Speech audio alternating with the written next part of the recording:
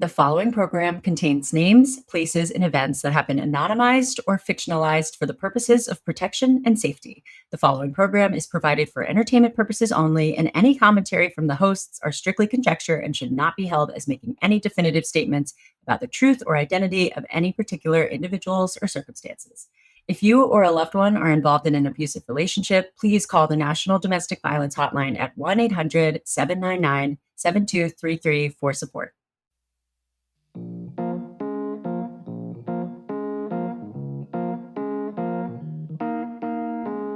Hi, Hannah.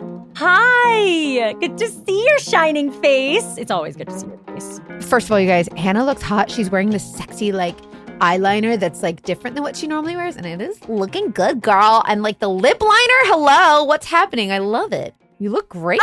Well, if Mackenzie says my makeup looks good, then that's the only approval I need. Well, you look hot too, always. Sometimes I step it up for you. Thank you. I'm trying to impress you, girl. You're so funny.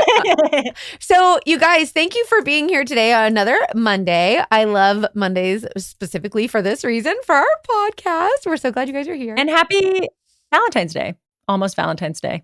Well, Valentine's Day week. Love is real despite everything we share each week. Yeah. And if you haven't seen my Instagram recently, because there's 29 days in February and February is all about love. So I'm doing a 29 ways to love yourself series. So this is the month to do it. So we're loving ourselves this month. And I want you guys to know that you're worthy of love and you deserve to feel loved. And we love you. And we're so grateful that you're here. And we're excited to share another episode with you. This is another great episode, especially because it definitely taps into Dating Detectives community. It's a two-parter, but you will see why at the end. And it's a newer type of con than we've seen because it's like a modern technology-related dogfish. You guys. Molly said, as technology evolves, the dogfish evolve. And this one has to do with OnlyFans. For anybody who doesn't know what OnlyFans is, it's just a subscription service online, kind of like Patreon, except it allows pornography. So while it's not only used for pornography, a lot of people do use it to post their own whatever content, and you can subscribe directly to them and you're paying them directly. So you should know about that as we go in, and definitely some virtual, unfortunately, sexual scamming and abuse. It's an important story for sure. This guy is, I don't want to spoil it, but let's just say that we don't want to let this be the end of this story. Yeah, this is something that needs to be talked about loudly. And this is going to be a two-parter. Don't hate us. Please don't be mad. This is going to be a two-parter, but you'll find out at the end of this episode why it had to be a two-parter. So hold on to your freaking pants. Are you ready to get into it? As ready as I'll ever be. Let's do it. Let's meet our guests.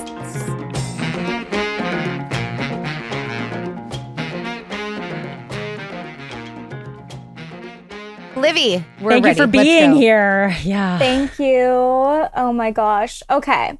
So this story starts in 2020. It's COVID. I'm a college student. I'm living in Orange County. I'm commuting to college. I live at home with my family, and I'm getting ready to graduate in a couple years. I'm getting ready to want to move out.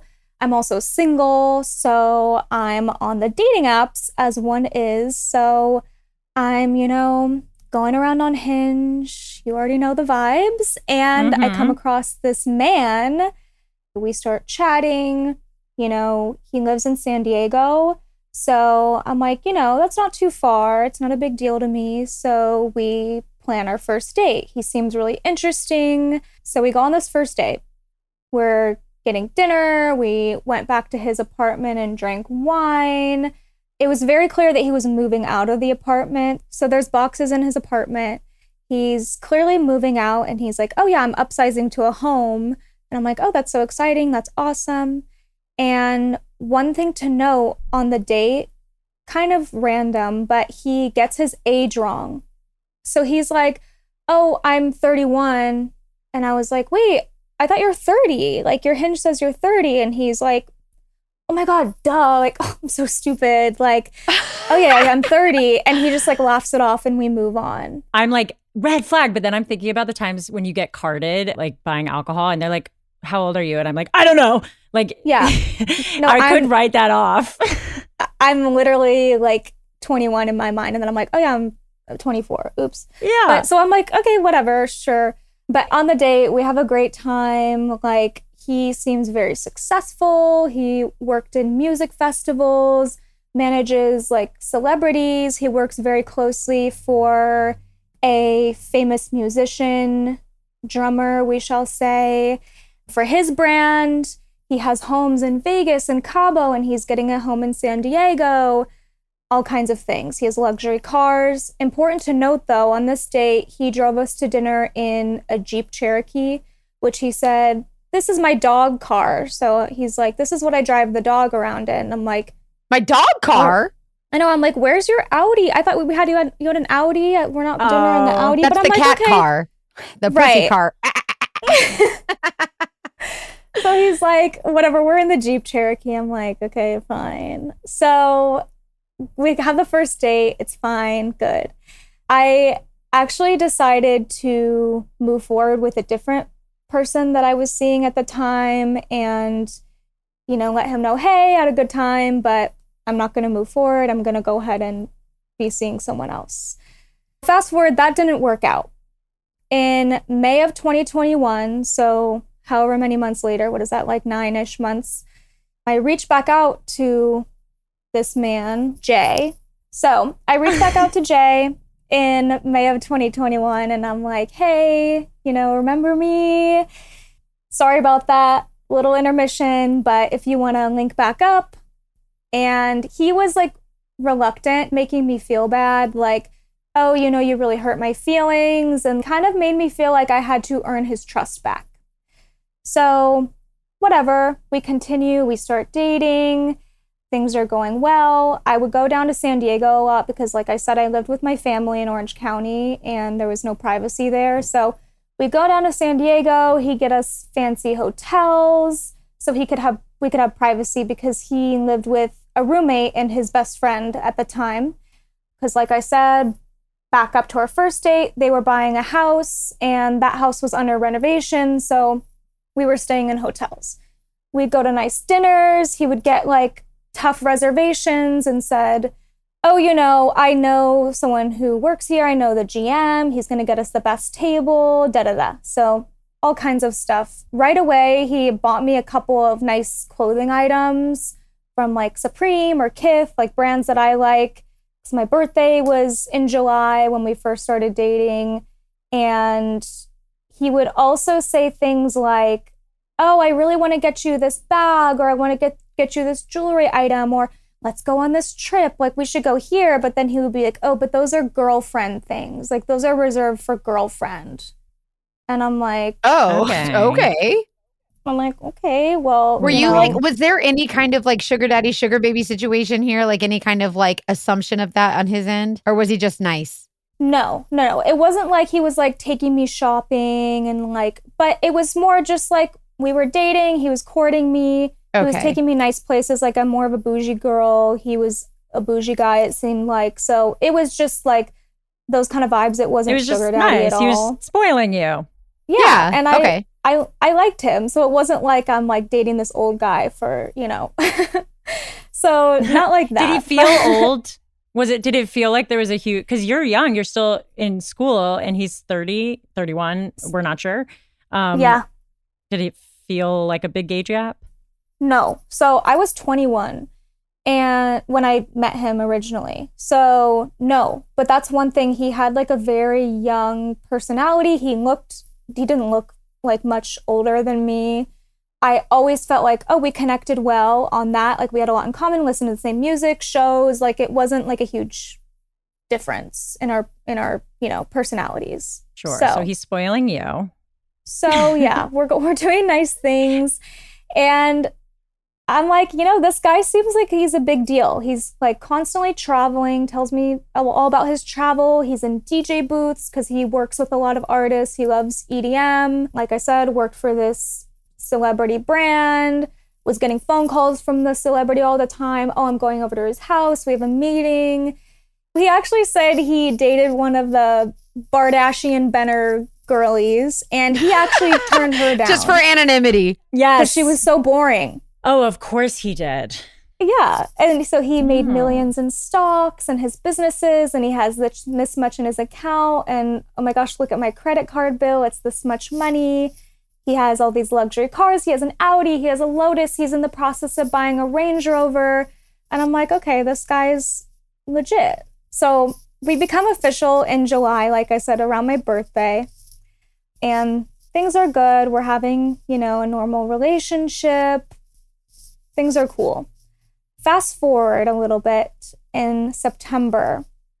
Like I said, he has this house that he's renovating. He is not really able to stay there because it's an awkward situation with his roommate, right? His roommate has this long-term girlfriend. He just proposed to her, actually. So he's like, I don't really want to live with my friend and his fiance. It's kind of awkward, And I'm like, So he starts coming over. He hasn't stayed the night or anything, but he's coming over and whatever. He's met your family. Yes. So he met my parents in passing, kind of, just hanging out at my house. And my parents liked him. They said he was nice. He's cool. All good. So around this time in September, he actually gets into a surfing accident. He's a big surfer. So he texts me and he insinuates that he got into a life-threatening surfing accident. And he's being rushed into surgery. Oh my God. Yeah. Of course, I'm extremely worried. I'm scared. I don't know what to do. So I call his roommate, best friend, who he was surfing with. And the roommate is like, hey, he's okay. It's nothing crazy. He is just scared more than anything, I think. So he's going to the hospital. We're going to get him checked out. He should be fine. He didn't mention surgery. So at that point, I'm like, but I'm kind of I don't know if the roommate's trying to spare Make my it feelings. seem like it's not, yeah, a big and deal. downplay it so I'm not worried. Exactly. And then I don't know if Jay is just scared and he's being dramatic or he really is. So he texts me, he's rushing into surgery, and then he texts me 45 minutes later and he's like, I'm out. And I'm like, okay. Oh. I'm like, that was 45 fast. minutes? Of surgery? What did they have to do? Pull a tooth? So Give him a Band-Aid? That was quick. he said it was a reconstructive jaw surgery. Reconstructive surgery? That's all it takes? He broke his jaw in 2 places, allegedly. Surgeons weigh in. I know. Well, I actually work in the plastic surgery industry, and that's false. Okay, Oh, 100%. Here we go. We have the expert right here. Right. I am a doctor. No, I'm not. Just kidding. But I've seen many plastic surgeries, and that is not the case. Okay. It takes 45 minutes just for them to put you to sleep and then get into the OR. So Right. anyway, but at this point, I didn't know that. So, 2020 hindsight. So I'm like, Always. okay, so happy you made it out of surgery. And over the next couple days, like I said, I'm still in college. So I have class, but I'm missing classes. I'm really anxious. I'm like, no, I want to come down and see you. So he finally lets me come down and see him within the next couple of days. His dad flew in from New York. His mom came. She lives in California at this point. And we all stayed in this hotel, different rooms, but I stayed with him. And this is when I met his mom and dad. And we all essentially just babied him for the whole weekend. And he did have a hospital bracelet. He had some medication, but I didn't see any signs of jaw reconstructive surgery, such as a head bandage, your mouth is wired It's who shut. is his surgeon? They're so Right. good. Dr. McDreamy, duh. We are all very online today.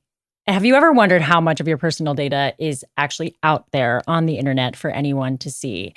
For most of us, I think it's more than we think. And I'm excited to share a website called Delete Me with you that can help protect you and get a little more peace of mind in terms of what data is out there on the internet.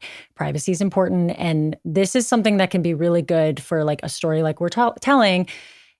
Anyone who's a victim of harassment or just stalking or identity theft, phishing attempts, anything like that, you can protect yourself. This is one step that you can take. It's not a catch-all, but like it really helps find and remove personal information that you don't want online and make sure that it stays off. That's why I personally recommend Delete Me. And I've been glad that I get to try it out and use it. And, podcasting, we're a new podcast, but still we're public and you can never be too careful. So I feel better with it. Delete Me is a subscription service. It just removes your personal info from the largest people search databases on the web. And in the process, it helps prevent potential identity theft, doxing, and phishing scams. You can sign up and provide Delete Me with exactly what information you want deleted, and their experts take it from there. What's nice is for someone like Livy, we're actually giving Livy a subscription. So she is dealing with this case on a relatively ongoing basis. This is helping protect her from that.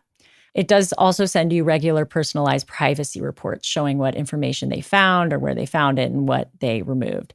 Not a one-time service, always working for you. But to put it simply, Delete Me does all the hard work of wiping you or your family's personal information off the web. It gives you the ability to take control of your data and keep your private life private by signing up for Delete Me. Now at a special discount for our listeners. Today, get 20% off your Delete Me plan when you go to joindeleteme.com/TDD and use promo code TDD at checkout. The only way to get 20% off is to go to joindeleteme.com/TDD and enter code TDD at checkout. That's joindeleteme.com/TDD. Code TDD. Whew. So we baby him for the weekend and I meet his mom and dad. They're so sweet. They're kind. I'm like bonding with them. They're awesome.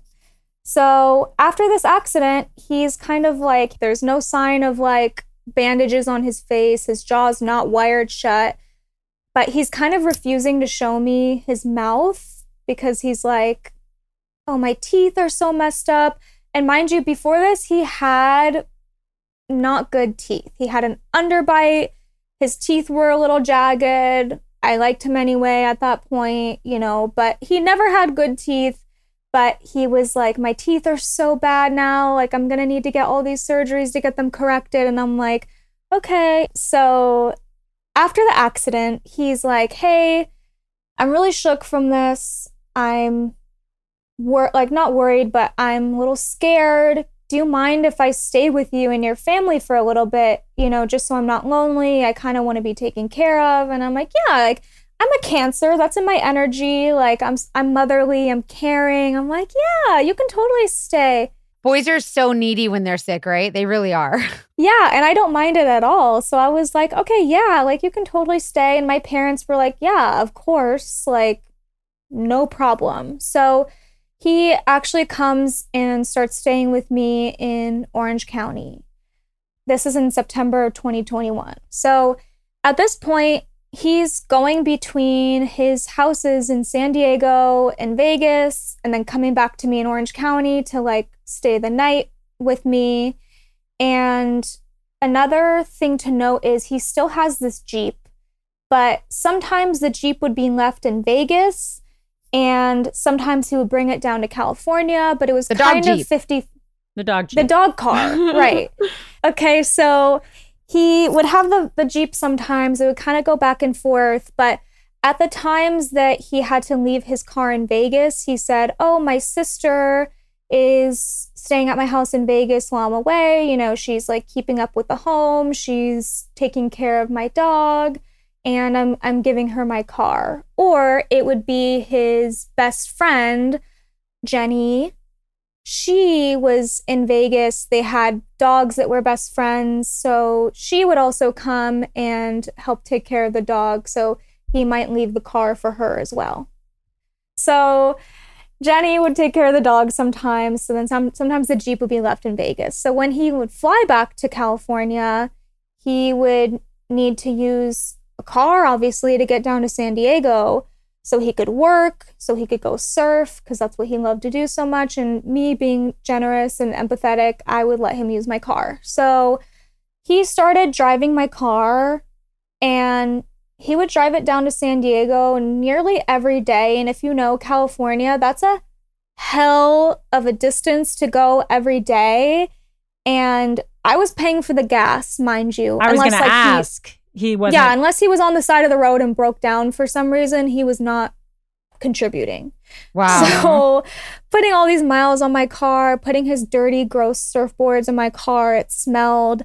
I was in college and had to commute to college, so he would insist on dropping me off to class and then going down to San Diego for the day, taking meetings, going to work, surfing, and then coming back to pick me up, essentially. Wow, bold. Okay. But, you know, mind you, all of this, it's like, oh, this is just temporary. He's moving, he's building this home, he's building up this life, building up his businesses. So I feel like I'm the lucky one. Like, oh, he's going to take care of me. And after this, he's going to buy me a car and buy me a house and all this stuff. So at this point, he's getting into real estate. So he is also doing his other things, but he's getting into real estate. And for real estate, he has to go to business dinners all the time down in San Diego. And they would be at night. They would be at like these really nice restaurants, and they were multiple times a week. So he would take my car down to San Diego, like when I was home from class, you know, I'm just doing homework, I'm studying, whatever. And then he would often stay the night at his house in San Diego and with your car. With my car, and come back like the next day because he wanted to surf in the morning. And like I said, this house was the one that he had bought with his roommate and the fiance. So he told me he owns half of the home. And I went to the home a few times. I met the fiance and the roommate many times. They're very nice, very kind, very normal. They're cool people. But whenever we went to the house, he would be like, you cannot talk about the house. He would not allow it. Like, don't talk to my roommate about it. Don't talk to his fiance about it. It's such an awkward situation. Like, he wants to buy my portion of the home and he can't really right now. So like, you just cannot talk about it. And I'm just like, don't bring it up. Don't make it awkward is his excuse again. Okay. Yeah. And I'm like, okay, so I won't bring it up. I don't bring it up. But when we're in the house, he also didn't show me his room. So there was the couple's room. There was a room for the roommate's little brother who was living with them. And then there was Jay's room, but it was always like under renovation. It's not done yet. But I'm like, I'm your girlfriend. Like, I want to help you decorate. Like, I want to stay the night here too. Or like, you know, I want to help you out. But he would never let me see it. He'd be like, oh no, the fiance's mom is staying here right now. And like, she's using my room. It's really annoying. But they acknowledged that I guess you didn't talk about it. Like, was there ever any acknowledgement that it was his room? No, because I wasn't allowed to talk about it. And he would leave things like in the garage, like surfing gear, like his wetsuits, his surfboards, things like that, but only because they surfed together. Like, that's what him and his roommate did. He would get mail shipped there, but like, there was nothing really in the house that was like his. Also, because it was kind of under renovation. It wasn't like fully decorated yet, but I never talked about it with them because I wasn't allowed to. What kind of questions did you have when he said, like, if he said, don't talk about the house, weren't you like, why? Like, what's the big freaking deal? Like, come on. I did. And he would be like, the fiance is upset that I own half of the house. She wants him to buy the other half, but like, he can't right now. So we're working out a deal. He's going to like sell me part of our company that we have together. And because he just had all of these businesses that it just confused me. So I was like, okay, that's over my head, but fine. So it was just this whole complicated situation that was awkward. It's like business, but it's friendship and it's relationship stuff with the fiance. So it was really messy and I was just told not to talk about it. All righty. Yeah. So here's where things get a little crazy. So we're still in around September 2021. He proposes that we start an OnlyFans page. We as in you and he? He kind of phrases it like that at first, like, oh, like couples do OnlyFans and da da da da. And I'm like, a joint venture. Right. But it quickly turned from that to just being me. So that it was us for like 5 minutes. And then once he realized like nobody wanted to see him. Right. The girls are the money makers. It was like that conversation was out the window, and it was like, no, it's just going to be you actually, and I'll be your manager. And this came out of nowhere? Who the hell? It came out of nowhere. I didn't really know what OnlyFans was. I had a couple friends who did it and like did well on it, and I was so supportive of them, but it's something that I wasn't like thinking about doing on my own. He brought it to you. Yeah. He brought it to me and was like, you can make a lot of money. You can move out. We can have this business together. You can be like an Instagram model. And so I was like, So I called my friends who had done it. And one of my friends was like, yeah, you should totally do it. I can help you. And I decided to go ahead and do that. So at the beginning, I made it very clear that my comfort level was going to be very mild. And I just wanted to do bikini and lingerie and like teasing aspect, and that's all I was comfortable with at the time because it was so new to me. And he was fine with that, but he was also kind of made it known like, well, you're not that popular like on Instagram, only like the big Instagram girls can do that, and like you're gonna have to show more if you want to make more money. And that definitely made me uncomfortable. I was like, okay, well, I'm just going to stick to my guns and I'm going to do what I want to do. So we start this OnlyFans partnership where he's like, I'm going to handle the marketing, and he requests 50% of all of the earnings.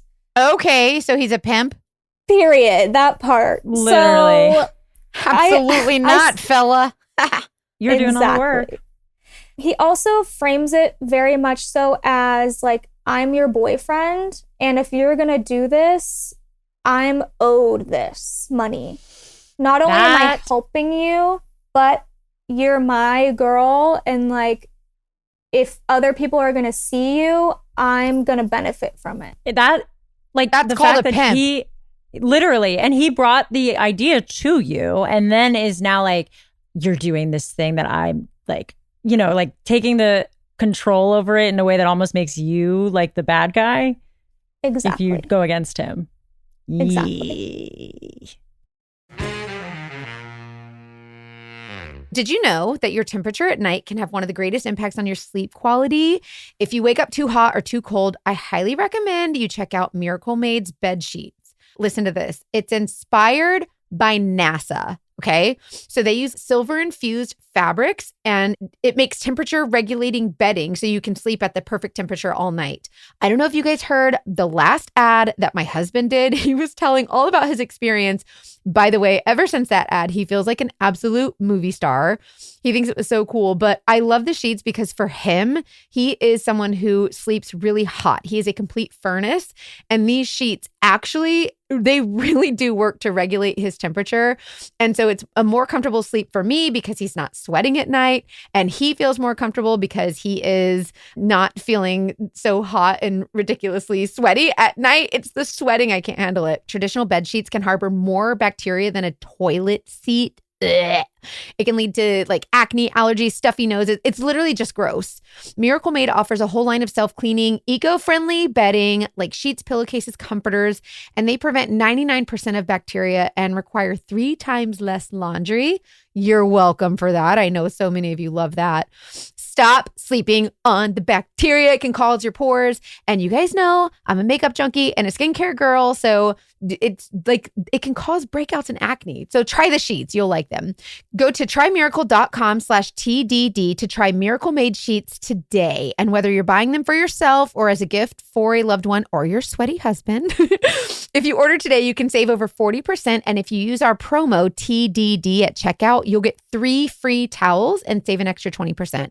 Miracle is so confident in their product, it's backed with a 30-day money-back guarantee. So if you aren't 100% satisfied, you'll get a free refund. Upgrade your sleep with Miracle Made. Go to trymiracle.com/TDD and use the code TDD to claim your free 3-piece towel set. Say that 5 times fast and save over 40% off. Again, that's trymiracle.com/TDD to treat yourself. Thank you, Miracle Made, for sponsoring this episode. I start doing OnlyFans. I'm doing my thing, but it starts progressing more and more. Like you're not going to make any money doing this. You need to show your boobs. And I would be like, okay. So then I would do that. And then it was the next thing. And then it was the next thing. And it just really snowballed to whatever anyone wants, like, you're going to do. I kind of want to hear like what that process felt like, or how long it took to get from starting to kind of maybe giving in to your initial boundaries. And like, it sounds like he was putting pressure on you to do that. Was he the one saying like, oh, you're not doing enough? Yes. And it was very quick. My boundaries didn't hold up for very long because it was like, well, I do want to make money. Like, I don't want to disappoint him. And he's doing me a favor by like marketing me. And it's really hard to market me if I'm not going to show what people want to see. So I gave in, and it quickly became whatever he, said the fans wanted, I was doing. Or else he would be judgmental and disappointed. You won't make any money, all of that. So soon after this, he decides that I'm going to hire an agency, because in the OnlyFans world, there are agencies that manage models. Most of the girls out there, especially the big girls, it's not them on their account at all. It's all of these managers, all these chatters. Sidebar, Hannah here. We realized we wanted to define this. So chatters are people used for OnlyFans, and they interact with all of your users so that the OnlyFans user, the main person with the OnlyFans, doesn't have to be responding all the time. And they're referred to as chatters. Okay, back to the story. I'm curious also how he set up the money. Like, was it his account? Because you have to kind of connect all of that. So the OnlyFans account, because I'm the model, I'm the face, I'm the only person being posted, of course, it's connected to like my government ID, my name, my social security number, all of that. It's linked to my bank account. So I'm the rightful model and owner of the account, but he is just my, Pimp. Appointed manager. We don't have like a legal agreement or anything, but he's just my manager on the account. So he has me hire a management agency. And if you don't know this about OnlyFans, OnlyFans takes 20% of your gross profit. So you have all this profit, OnlyFans takes 20%. So then you're left with this 80%. And then from that 80%, I was paying the management 50%. And then What? Jay, being my boyfriend, goes, I need 50%. So now I'm here. This is me with this little tiny sliver of my money. That's more than 100%. That's nothing. Well, he takes 50 of whatever's 50% left of for what's you. left over of the 50%. So 25% of the net. There's So not you enough get fingers. The pennies. limit does not exist. But The math ain't mathin'. why did you, can I ask why you agreed to that? Like, were you just like, okay, it's fine. Like, you're my boyfriend. I trust you, whatever. Or, like, why did you agree to that? Girl, why did I do anything? So you basically just trusted him. So you were just trusting him and saying, okay, he cares about me, so he wouldn't do anything wrong or bad to me. Yeah. So essentially, I did just trust him. And it was kind of like there were little red flags being raised. Like, well, if this management agency is going to be doing all of the chatting, all of the marketing, everything else, then what are you doing? So he kind of got off being like, he's not doing much for the account anymore, but he's still raking in half the earnings. I so could see how, especially at 21, I would have been like, all right, whatever you say. And it's like the kind of thing I'd usually ask my parents about.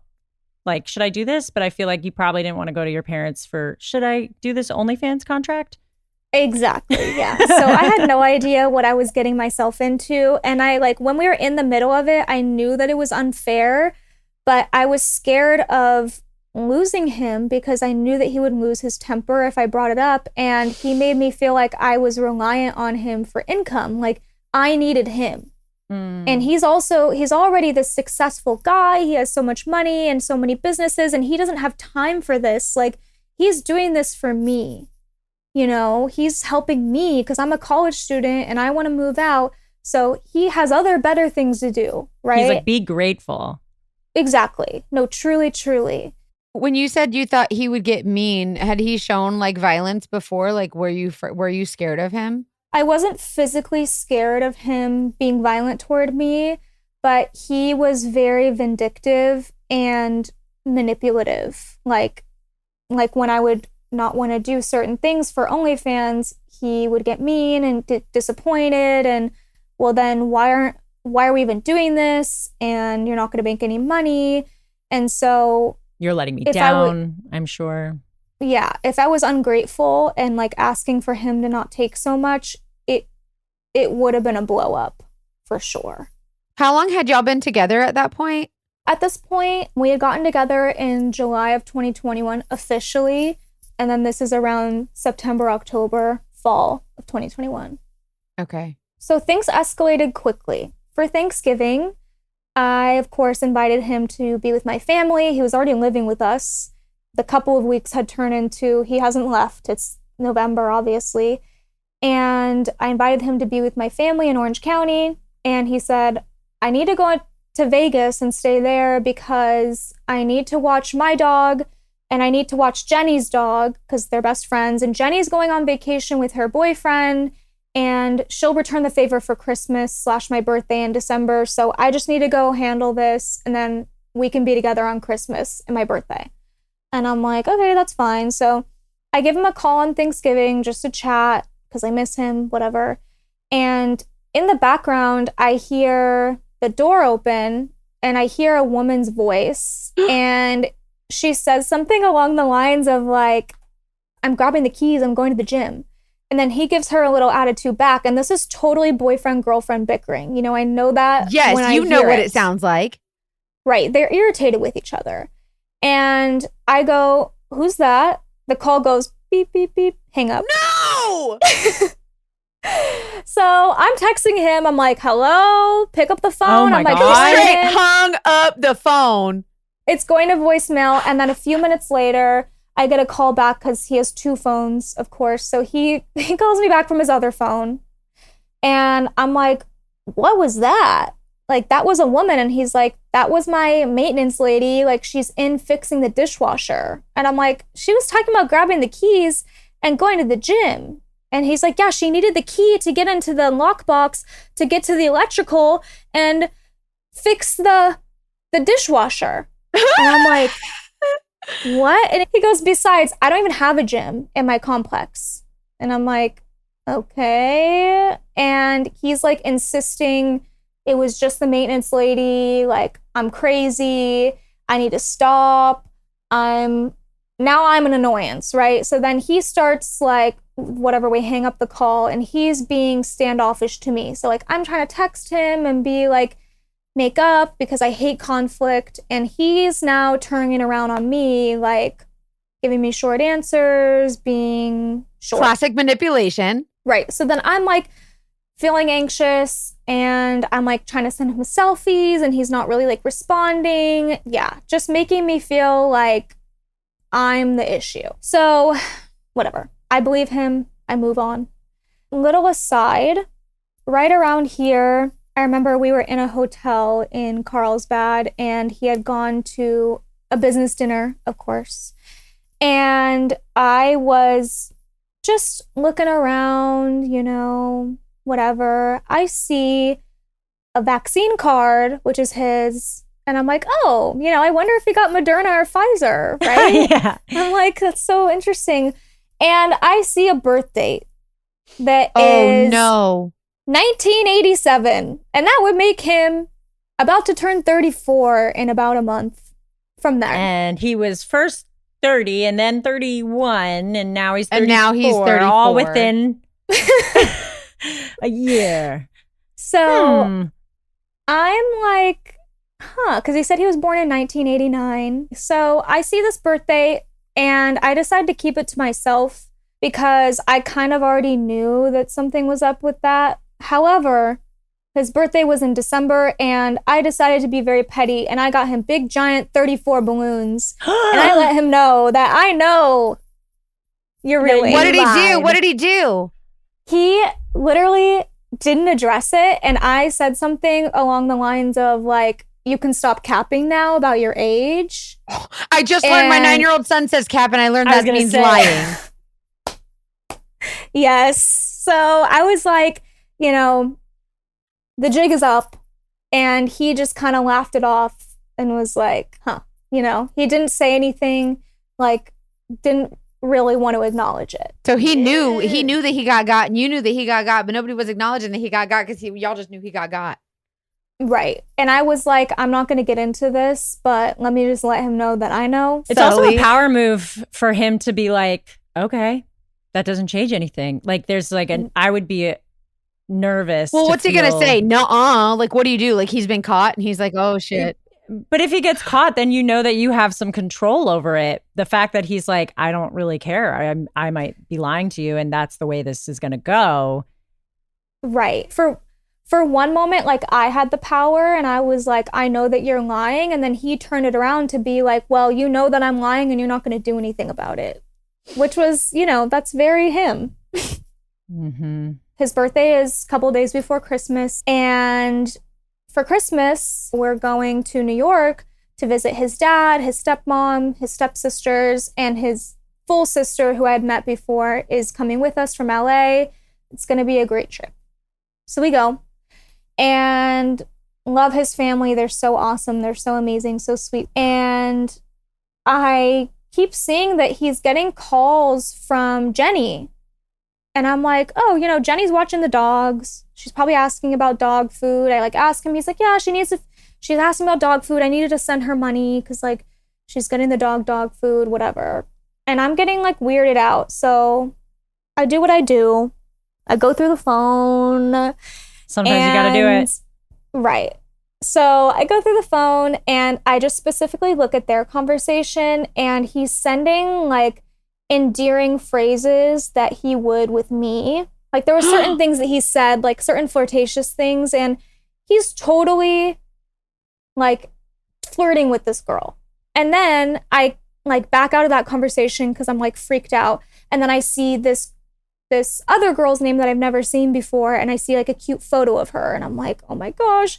Then I click on that one that's right below it, and it's a girl that he's again clearly flirting with, and I go back on their conversation. He's telling her about his trip and sending photos of cute things we saw in the mall, because we were in the mall earlier that day, and telling him about her trip, oh, let's go surfing soon. And I can't wait to see you. And it's very clear that they met on a dating app. And they were Oh my talking. God. Yes. So I closed the phone. I actually saw that he was calling both of them too. While I was there, I was with him almost 24/7. So I don't even know how he pulls that off. But And he's with his calling family. them. Exactly. He's calling them. And, even his family is asking about the dog in Vegas, and he's like, oh, his dad's like, how's the dog and how's your house and how's your house in San Diego? So I'm so confused at this point. But anyway, I close the phone. I'm traumatized and I confront him. He does the whole thing, flips out, denies it, goes, why are you snooping? How dare you? This is my boundary. My boundary is never look through my phone. That's the end of a relationship thing. If you don't trust me, then what are we even doing? I'm going to send you home. I'm going to send me you home. California. Okay, honey, you gotta send me nowhere. Yeah. And he didn't give any explanation. He was like, you shouldn't have snooped. That's the end of that conversation. He didn't say anything There was about the girls. no explanation other than Jenny is his friend. She's watching the dog. I don't know what I'm talking about. That never happened. It's called gaslighting, by the way, you guys. When someone tells you it's not really true what you think that you're seeing, and they're like, "No, that's not. You're crazy. That's gaslighting." Oh my God, He's quite good at it. He's a great example. he's so good at it. Yes. And so, silly old me. I want to keep the peace. It's Christmas. It's COVID. I miss my family, but I'm like, I don't want to embarrass myself and his family and like have to go home and explain all this. So I just stay. Everything calms down. We get home back to Orange County. Things are fine. Now, at this point, everything that we're doing is coming out of OnlyFans. Like, Money, for example, yes. Like it's financing both for of example, you? the flights to New York, he would be like, okay, you pay for it and then just like take my ticket out of my cut. And like Coachella or concerts, anything we would do, it would be like, I pay for it up front and then I'll just like subtract that from whatever I pay him at the end of the month. Did you do that or would he not let you? I did it. If it was up to him, he wouldn't have let me, but I made sure that happened and I'm smart. So I good for you. Everything. Well, I was smart in that way, at least about that part. But so I looked through, I made sure everything was square and I would pay him whatever was left over. And weird things would happen, like with money. For example, one time when he was in Vegas, he was going out because that's what he does. He's constantly at clubs. He's very close friends with many DJs. He's always in the DJ booths, whatever. His wallet got stolen and it was this huge deal. He can't get his flight home. He doesn't have his ID to get on the flight. He's freaking out. He can't even afford to buy himself food. Like he needs to come home right now. And I'm like, my gosh, well, what can I do? And he's like, I need to like get a flight home. And I'm like, well, how are you going to do that without your ID? And he's like, oh, you know what I'll do is like, I'll just fly jet suites. They don't require very much security and I don't really need my ID because I'm a frequent flyer with them. Like I'm always on jet suites, da da da. And I'm like, okay, well, how are you going to pay for it if you don't have your credit card? And he's like, well, can you like spot me? And I'm like, okay, like how much is the flight? And he's like, oh, it's like $500 something. And I'm like, you fly Southwest everywhere else. This time you gotta fly jet suites? Like, he's like, no, I have to because they're the only airline that like will make it super easy for me to fly without my ID. And I'm like, okay, so I buy him this flight and he posts a photo of the jet suites plane, of course, because he's ballin', right? And oh my God. He gets home and I open his backpack because I organize his stuff. His stuff was always in my room. It was everywhere and it would be a disaster if I didn't organize his stuff. So I open his backpack. His wallet is right on top. With his ID in it? With everything in it. And I pull it out and I'm like, where was this? And he's like, did you just find that? Where? Oh my God. He goes, where did you find that? And he goes, did you steal that from me? And I'm like, shut up. Excuse me? What do you mean, did I steal that from gracious. you? Accusing me, like as if I had his wallet the whole time. I'm like, what are you talking about? And I'm like, it was just right on top of your bag. He's like, no, it must have been at the bottom. Like, I looked everywhere for it. I tore the place apart. Someone was using my card. Like, someone was doing all this fraud on my card. Like, that's not possible. Like, oh my God, what a dick stick. Okay. Totally flipped it around on me. And other weird things would happen like this. Like, for example, we would be at a concert and like we'd go in line for merch and all of a sudden he would have a panic attack and would be like, I can't do this. Like, I'm just getting so anxious. I hate lines. I hate waiting. I absolutely hate this. Like, can you buy me this, this, and this? And then like, can you just get this for me? And I'm be like, okay. So then I would wait in the line and I would buy everything and he would just never pay me back. So I would buy a lot of things for him. And then throughout our relationship, he wouldn't get me anything anymore. Like, he only got me presents when we first got together. I never got flowers. He only paid for things some of the time. And of course, that money was coming from my OnlyFans. Right. So you're paying for everything. Yes. It's very one-sided. Wow. Going back to the car, like I said, the Jeep would be sometimes left in Vegas and it's kind of coming around less and less frequently, like throughout the holidays. And one day in January, he randomly calls me and says like some lady hit his parked car and it's totaled. And I'm like, how is it totaled? Like, I'm not the smartest with cars, but like, I'm pretty sure, I don't really know how that happens. And he goes off on some mechanical explanation and I'm like, okay, I don't want to know. So I'm like, okay, I'm so sorry. Like, that sucks. And I just never saw or heard about the Jeep again. And I would kind of ask like, hey, did you get money from insurance? How's that going? Can you call and follow up? And he would get very annoyed with me and would be like, stop asking me. I'm so pissed about it. Like, just stop it. I just don't know what's going to happen. Like, just stop. Oh my God. Yeah, I left him alone about it because I'm like, okay. So then, of course, now his only car is my car. So it just escalates to he is always driving my car. It's every day. It's back and forth from San Diego. There's times where I can't even use my own car because he's using it. It's getting damaged. Like, he's getting tickets on my car. He's like shoving his surfboards into my seats. It smells. It's disgusting. So he's just so inconsiderate of my belongings at this point and just completely is taking me for granted. So the next time he's in Vegas is also January of 2022. And I get a random text from him that his lease is ending and he needs to like get out of there. And he's like, can you please come and bring your car empty, and I need to like bring all my stuff out of my Vegas house and I need to bring it to you because I'm working on buying a bigger home in Vegas and like the house is almost done with renovations and like I just need to get out of this house right now. And I'm like, okay. So I of course am in school, so I think in the next couple days I drive down. It's 5+ hours there and that's really late at night at that point. He loads up my car, like refuses to let me go see his apartment, which I thought was a home. It was an apartment complex, but that's neither here nor there. So I am not allowed to go see his apartment. I really want to see his dog because I've never met his dog. Right. The one time his famous dog. Right. He's obsessed with this dog. It's like his best friend, but I can't see it. So he loads up my car. We got to go. Like, he's already waiting outside with all of his stuff. We got to go. On the way out, I see a gym in his complex. And I'm like, he just said, I don't even have a gym in my complex. That's silly. You're like, No that's gym. interesting. Right. So I'm like, the gym.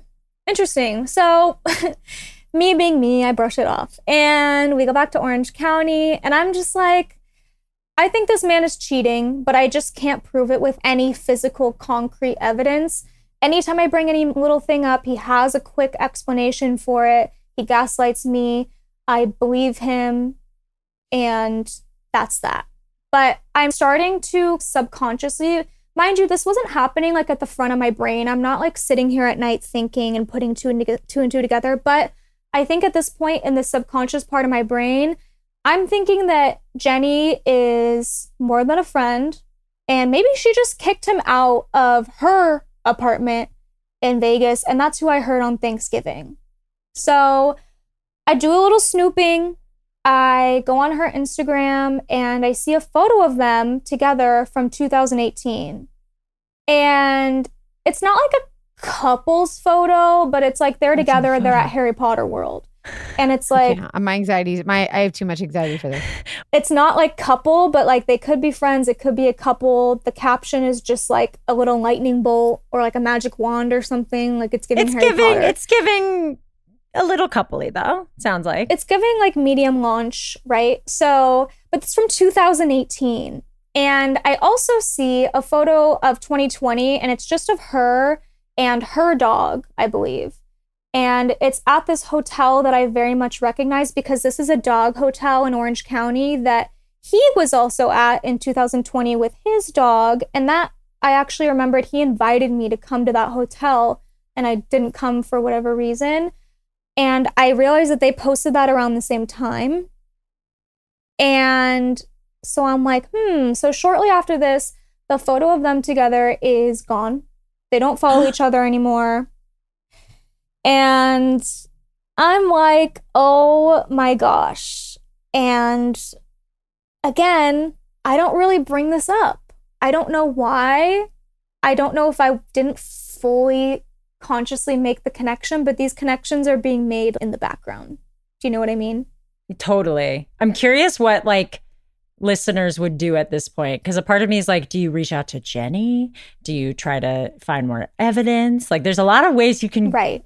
Well, I think at this point I was so like traumatized from what does happen when I bring up any suspicions and like, hey, you followed this girl or this girl commented heart eyes on your photo, and it would just be such a blow up and so like upsetting, and it would always get turned around on me and end up me feeling bad and me apologizing, where I was just tired of that. And again, I felt like I relied on him for money, for income, and I don't want to blow up my life right now. So, you know, I make these connections. I get a feeling that the Jeep was hers and she kicked him out because this happened all around the same time, but I just don't believe myself yet. And as this is going on, OnlyFans is escalating. He's getting more and more pushy.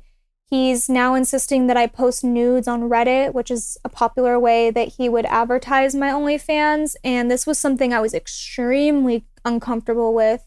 Because that's for freebies. Exactly. Like completely me fully nude for free on the internet.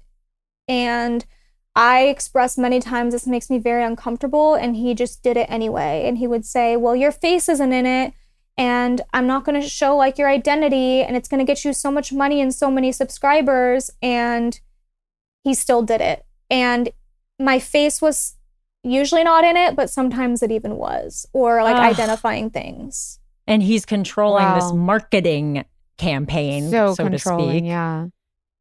I'm so sorry. That's not, doesn't feel legal to me, but I'm not a lawyer. And how did you, when it came to like you saying, this makes me uncomfortable, why was it that you continued to do it? Was it the pressure that you felt from him, or did you feel manipulated or just like I feel scared like you were of him? trapped? Yeah. Again, I felt like that was really, I had a job at school. I was a TA, but obviously that didn't make me very much money. I was hoping to move out. I wanted to make more money. And here's this older guy like telling me he knows what's best for me. And this is how you make more money. This is how you get more subscribers. And so I would just do it. Yeah, I trusted him, and I didn't really have anyone to talk to about it at this point because I didn't tell any of my friends that I did OnlyFans. Of course, my parents didn't know, that this is going on in their home. That's so hard because this industry, obviously, it is work. There's work to be done in a healthy, consensual way, but it's so isolating because you don't have easy support when you get into something like this, and it's why so many people can be preyed upon. I want to hug you. It's just like makes sense that it was an easy way to manipulate you. Right. Exactly. And again, there was always that aspect of he's a millionaire and he has so many other businesses he's juggling, and he's doing me a favor by using his marketing expertise on me, and I owe him all of this, right? Because it's half his business too, in my mind, at this point. So this is when he was always this way, but this is when I really started to notice that he would be even more controlling, especially with my eating and what I put in my body. And like, I'm a fit girl. I'm literally like a Pilates coach. I've been a cheerleader my whole life. There's nothing, even if I was this or that, it wouldn't matter, but I'm happy with my body, and I love my body. You. But he would always judge what I'm eating. And I love sweets. Like, I have a sweet treat every night. I love a like vanilla latte. And he would make me go like a month without sugar. Or he would only allow me to get one thing at the movie theater. Or at dinner, we could never order dessert. I could get one thing. Like, we weren't ordering what I wanted to order, and it was just extremely, like, fat shaming. Yeah. And I had already struggled with eating in my life before this, and it was extremely triggering for me. And of course, he, like, has waited to the point where you're reliant on him to start this kind of control. So it's like, if this had been a date one, it would be different. But now you're in it. Yes, I'm already kind of stuck. I'm relying on him. He's preying on what he knows I've struggled with before and making me feel worse and worse about myself. So he's still pursuing real estate. He's talking a big game, but he is seemingly 100% living off of the OnlyFans income. He has no rent to pay. Like, he lives with my family. He has no car of his own. We split everything. He never buys me gifts, no flowers, no more hotels, no more dates, nothing. So in May of 2022, he tells me he's going to be going on a solo surf trip. And I'm still in college. I'm finishing up my last semester. I was bummed because we talked about going on a trip. We had never been on like we've been to Coachella, like we've been in New York, but nothing like vacation. So I was bummed. But I'm like, you know, I love you. I want you to go have fun surfing. So I'm going to let you go. I'm going to be the cool girlfriend. And I'm like, you go have fun. So he asked me to drive him to LAX at like 5 a.m. We wake up at like 4. He insists on wearing my t-shirt on the plane because he's just going to miss me so much. And he can't even stand being away from me, right? He also begs me to use my suitcase. And like, I have an away suitcase that I had gotten for Christmas. And like, I love those suitcases. That's a nice suitcase. I do too. And it was brand new and I didn't even get to use it. But wait, no, the biggest betrayal. No. Yeah. So he insists on bringing it. And I'm like, ugh, fine. You can take my suitcase. Fine. So he decides that he's going to go on this surf trip to Hawaii. So I take him to LAX. He leaves. He was texting me the entire time. He's so communicative. He's FaceTiming me from the hotel. He's like, hey, I'm going surfing and I'm with my friends while he's on the phone. My friends are like, oh, he's so trustworthy and you're so lucky. And I'm like, yeah. And all of a sudden, I get a text from him and it's like, it's a photo of what looks like a food court situation or maybe like a restaurant of some sort. And there's like a line out the door. And the text goes, this place also has a line. And I'm like, oh, I thought you were alone. And so I text back and I'm like, what? And he's like, always, star. I mean, this place always has a line. And I'm like, okay, you've been there before? He's like, yeah, I love this place. Like, it's so good, but it's always so busy. Haha. And I like consult my friends. My friends were like, no, I mean, maybe you're just being a little paranoid. And I'm like, yeah. But at this point, I have crippling anxiety. I'm like freaking out. And I'm telling him this. I'm like calling him. I'm leaving class. I'm so anxious. And he's like, everything's fine. Like, why are you freaking out? Da-da-da. Next day, I wake up to the dreaded DM from a girlie. And oh no. She goes, it's the hey, dog. Girl. I'm sorry. Hey, it's girl. The dog. No, I wish it was the dog. Oh. It's this girl who I've never heard of. And she goes, hey, are you dating Jay? And I'm like, yeah, why? And she's like, I need to talk to you. Here's my phone number. And so I call her. I also look at her stories and she's everywhere that he is. Oh my God. And so I'm like, oh God, I knew it. So she calls me and she goes, hey, I'm so-and-so. I'm Jay's ex from 8 years ago. And I'm so sorry. I saw him texting you and I looked through his following and I found you. And I saw that you had a photo up with him and he told me you're his crazy ex, of course. But I just had to reach out. Like, I'm on this trip with him. It's my birthday. We're with some of my friends too. But he is actually a bum. Like, I bet he lives with you. And I'm like, yeah, he lives with me right now, but he's buying his house and he has all these and she's like, no, I bet he drives your car too. And I'm like, yeah, but his car got told, yeah. So I'm like, no, but I'm like, in my mind, I'm like, no, but this and that. And then I start realizing like, oh my gosh, this man swindled me. And she's like, yeah, he's a user. He did the same thing to me like 8 years ago. He used my car for a month and I actually found another girl's panties in it. Like, this is what he does. Oh my God. Pig. Yes. Gross. Yes. Ew. And so she's like, I picked him up from the airport. You know, he's staying in my hotel. I just kicked him out. So he's like on his own now, but I'm just so sorry. And he's tried to get me to go on trips with him before, but we haven't met up. And like, I finally believe that he had changed. And even like during Coachella, which him and I were at Coachella together with his sister, he tried to go pick her up and have a quickie in my car.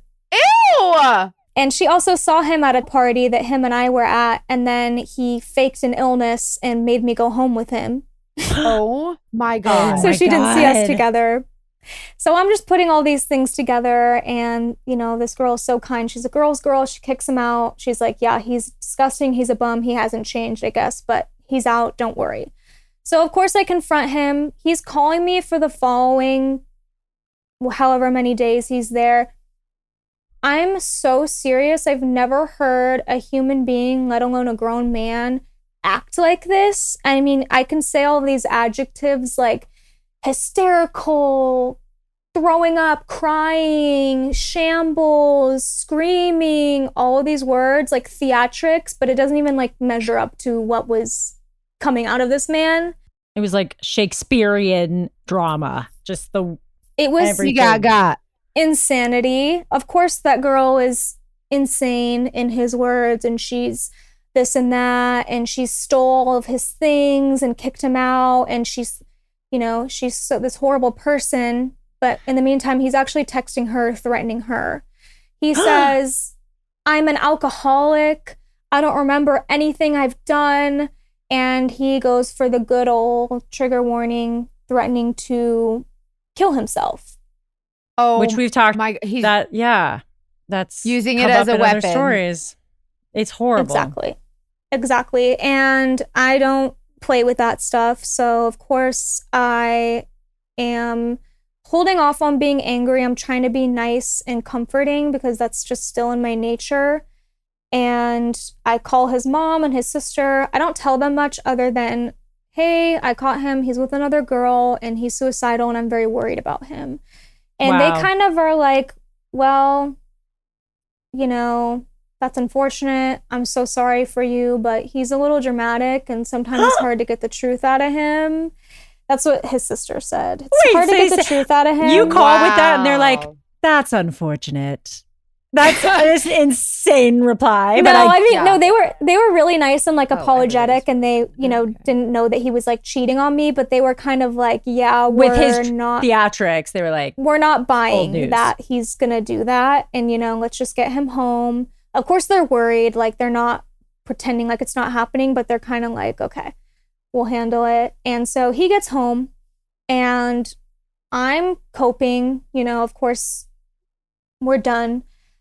I'm coping and I'm being nice still because, of course, he's threatening to hurt himself. And we have a tiny bit of contact because it's finals week and I'm literally getting my freaking degree, the biggest deal of my entire life, the thing I've worked the most hard for, and I'm stressed. So I'm like, hey, I'm not going to talk to you a lot, but like, I'm getting through my finals and then we can meet up and I can give you your stuff back.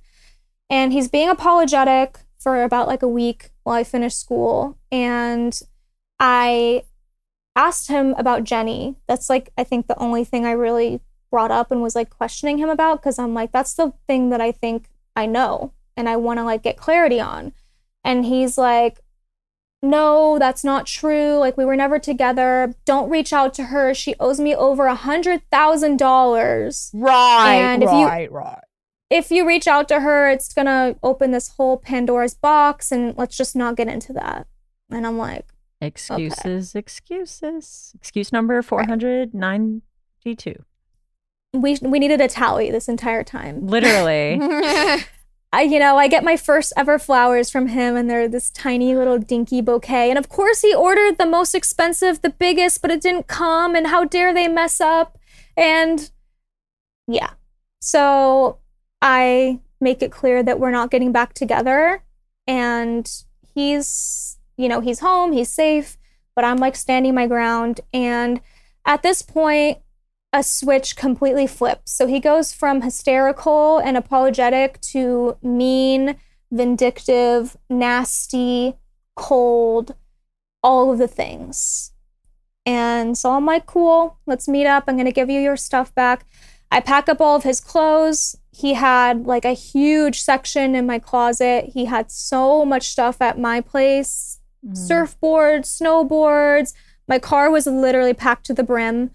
And I pack his clothes into garbage bags because, you know, what am I going to do? Like, it's not, and I didn't like. He took your away suitcase already, so you might as well. Yeah. Right. I know. Not I'm give like, him I anything don't have a suitcase to give you. So I just, you know, I'm nice. I fold up his clothes. And as I'm going through his things, I find a little unemployment paper. And I also find a little bank statement that says he has about $300. Oh, wow. So I go ahead and fold that up. I place it on top of one of his bags and I'm like, oh my gosh, this man is unemployed. He does not have money. And I can't believe this is happening to me. So I drive over to his mom's in Long Beach where he's staying. You know, why wouldn't he stay at his house in San Diego? Huh, yeah, Of course. Right. So he goes to his mom's. His mom's not even there, so it's not like he needed his mom to like comfort him. But I go drive over an hour and he's being very cold and rude. We meet up like in the parking structure. It's like a standoff. We're like facing each other. And he gives me my away suitcase back and my t-shirt. And the suitcase is damaged, of course, because he has no regard for anyone else's belongings. He doesn't care about anyone else except himself. And I give him all of his clothes back. And I even help him pack up his car a little bit. And he's pissed that I brought his things in trash bags. He can't believe it. He can't believe that I brought his things in trash bags. I'm like, oh, did you want me to hand deliver them to you in my own Louis Vuitton luggage? Like, Oh my God. I'm so sorry, buddy.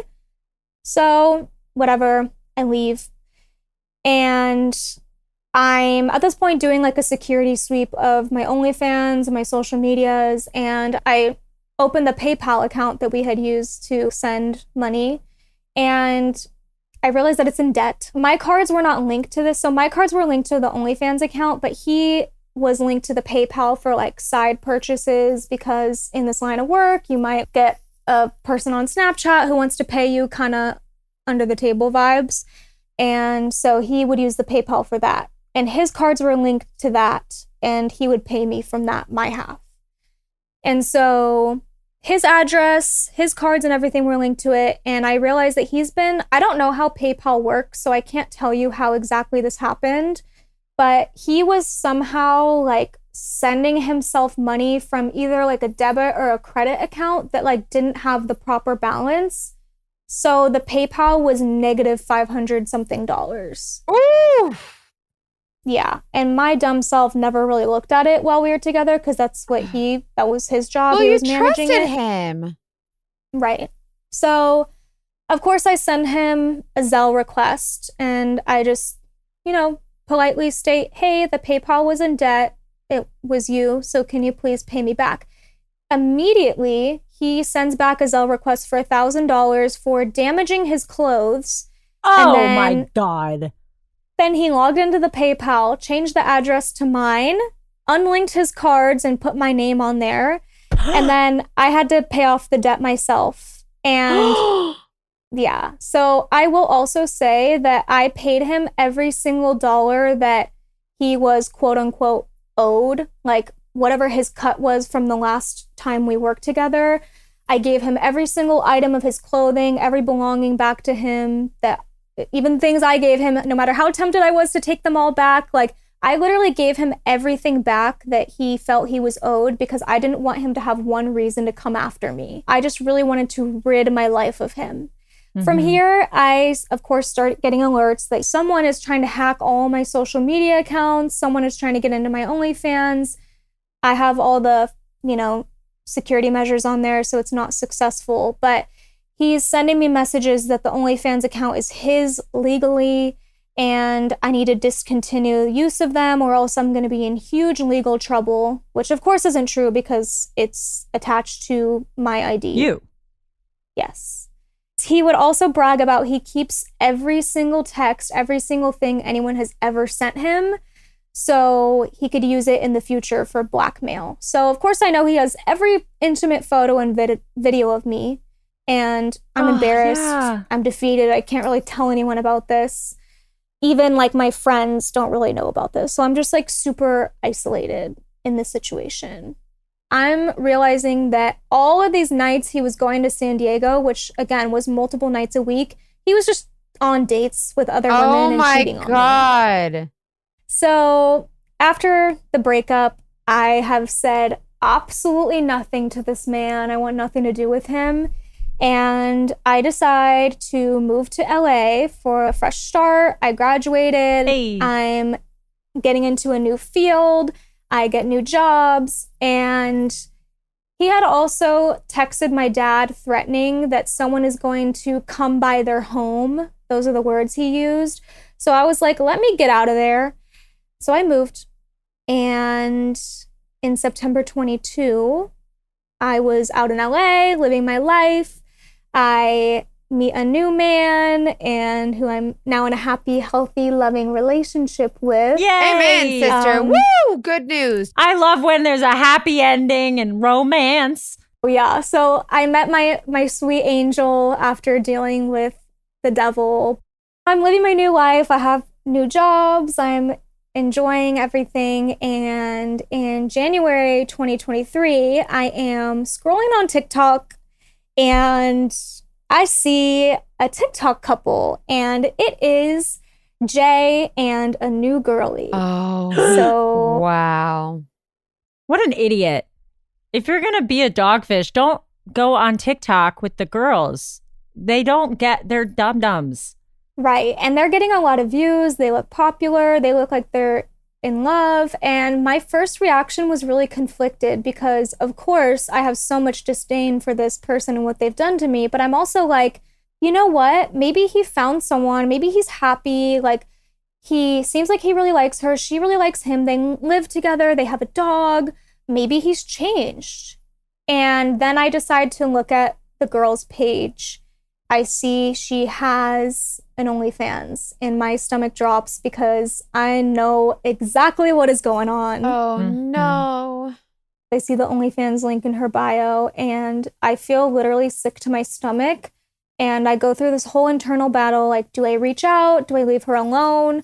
I realize that she's even younger than I am, like a year younger. And I'm like, I need to say something. You became protective, didn't you? I did. I like reverted back to me when I was 22 and dating him. And I DM'd her and I was like, hey girl, you don't know me, but I am Jay's ex and I just have a lot to tell you. So if you could please call me. And I remember shortly after that, I got scared and I unsent it. And I was like, whew, okay, never mind.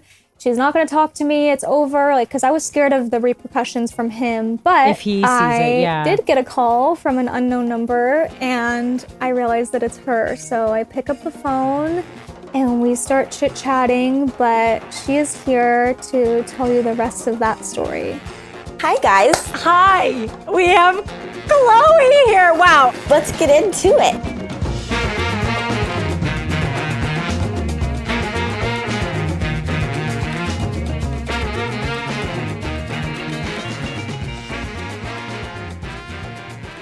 Is anybody else like audibly gasping? Nuts. That is so awful. So awful, but I love the stories where at least these women came together. Yeah, I can't wait for you guys to hear what happens with both of them together, you know, as the story goes on. The second part of this story that Chloe is going to share with all of you next week is even more wild than the first. His behavior, Jay's behavior, really escalates. And you guys are just not going to believe the crap this man gets into. There were a lot of moments in this story, which we'll talk about at the end of both stories more. But just like the way he preyed on her dependency and kind of like slowly groomed her into being dependent on him. It's the grooming for me. It is. And I think that like a lot of people, there's like a fine line. They're like, is it grooming though? Listen, this is a much older man, right? And he's talking to this woman who is barely 20. Like, you know what I mean? I don't know if you guys remember when you were like, we thought we knew everything, but now looking back at 20-year-olds, we're like, oh man, like they're really young and easily manipulated. Oh my goodness. I shouldn't have been allowed outside. Yeah. I mean, Wild. And also, we don't even know how old he was. He was lying about that. He was 34 like 7 times, so we have no idea. Right. We're not sure. I know that this must have fired you guys up because it fired me up. Like, I was angry. I feel like there were so many laws broken, and I feel like Yes. it's hard for me because I feel like there's not enough laws in place to protect this kind of stuff, because whenever these kinds of things happen, it's skirting the law, right? Like, it's basically saying, but it wasn't as bad as, like, it wasn't arrestable. Like, I didn't break the law, but those lines are really close. You know what I mean? And so I feel like there needs to be a closer look at the legislation on like crimes like this is legit crimes. Not to mention the stigma around sex work or OnlyFans work or anything like that keeps people from being supported or able to have a stronger case. Like, people look at you and say, oh, well, you were doing sex work, so maybe you deserved it, or maybe you brought it onto yourself.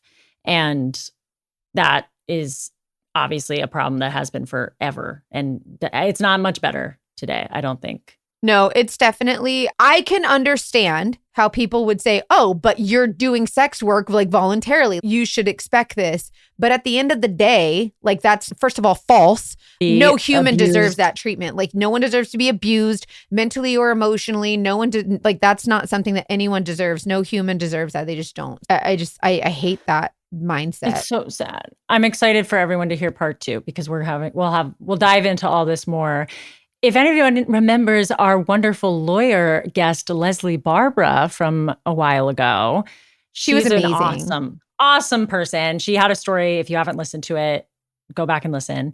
But she is going to kind of look into this story and offer some advice on maybe how they can get better legal representation or help, or even just how we can contextualize the story. Yeah, I'm excited to hear what she has to say. Let us know what you guys thought about this episode, and then wait until you hear next week's episode, which is part 2. It's just, I feel like every week I say it's a doozy, but it's a freaking doozy, you guys. Like, I can't believe these types of people actually exist in the world, and it makes me really sad, but you guys keep sharing these stories with us, because I feel like when you use a platform to share your story, you don't realize how you could help other women feel less alone, help them tell their story, feel empowered. Yes. And so please continue to share your stories with us. Email us. Hannah, do the email. I still don't know it. Investigate at thedatingdetectivespodcast.com. Thank you.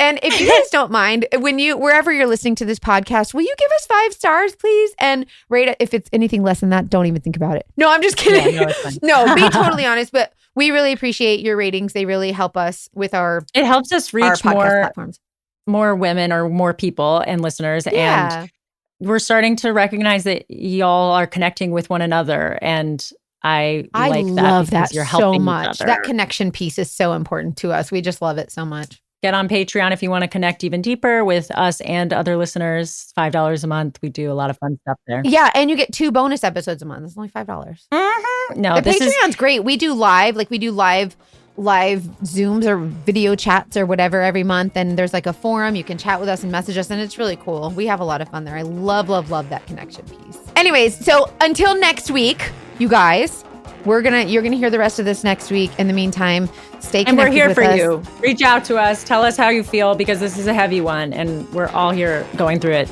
with you. We're hearing this story with you, and here to support all of you. Protect your hearts. And as always, trust your femtuition.